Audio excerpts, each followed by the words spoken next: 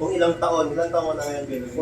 14 for 14 years naging tapat ang Panginoon sa kanya at sa mga susunod na taon pa. Kaya, ang prayer po natin kapag may nasa-celebrate ng arawan is a day ng binavalue natin yung binigay na buhay ng Panginoon. So, napaka-meaningful. First time ko rin po na mag-pray sa double, ano po ito, we celebrate life.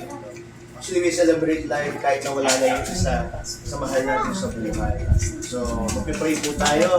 Maigi lang po, sabi ko po, maigi lang kasi nanunokso na po mga pagkain. Naku, baka tutong na rin po tayo. So, yun po. We must value life, pahalagaan natin yung buhay. Habang tayo malakas, pahalagaan natin yung bawat isa.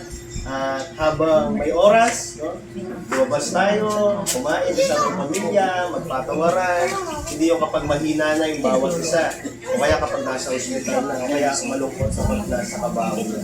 Kaya nakita ko naman po sa buhay ko ng ating mga kapatid, ng pamilya, yung masayang pamilya. At kay Kuya Edward rin po nung siya po ay nakapurol. Ang daming taong pumunta. Nagpapakita rin po nito yung buhay na may impact. Kaya dapat habang tayo nabubuhay, dapat yung buhay po natin nagiging pagpapala sa lahat.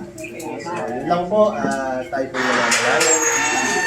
Thank you, Lord. Aming Ama, maraming salamat sa araw po ito. Salamat na patuloy na nagpapaalala sa araw na ito ng iyong kabutihan. Gaya nga ng laging sinasabi ng mga lingkod mo, mabuti man o masama, Diyos lang ang nakakaalam. At salamat, Panginoon, ano man ang pagsubok namin pinagdadaanan, ikaw ay aming kasama.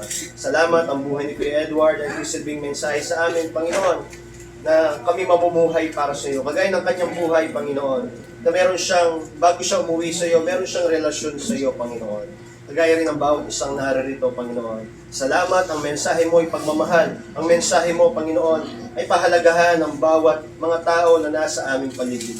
Ngayon din naman sa kaarawan, Panginoon, ni Luis, we declare blessing upon his life, Panginoon. Sa alam namin sa maraming taon na ikaw ay naging tapat, magiging tapat pa sa kanya. Alam po yung naisin ng kanyang puso, patuloy po itong tutugunin ayon sa iyong kalooban. And we declare that this year will be one of the best years of his life. And we declare, O God, patuloy ang pamilyang ito, ikaw ang magbibigay ng aliw, O Diyos, kagalakan, at patuloy silang pag-iisahin mo ng iyong pagmamahal. Salamat po, pinagpala niyo na po ang araw na ito, maging sa pagkain namin kakainin, may be sanctified by your word as we receive it with thanksgiving. We thank you for this day, we will enjoy. Thank you, Lord, for the gift of family, of friendship, of fellowship, of brotherhood and sisterhood. And we thank you, Panginoon, na iisa kaming pamilya na nagkakaisa sa iyong pagmamahal. Pinagpala mo na ang araw kong ito sa iyo pong papuri, pagsamba at pagkasalamat in Jesus' name. Amen.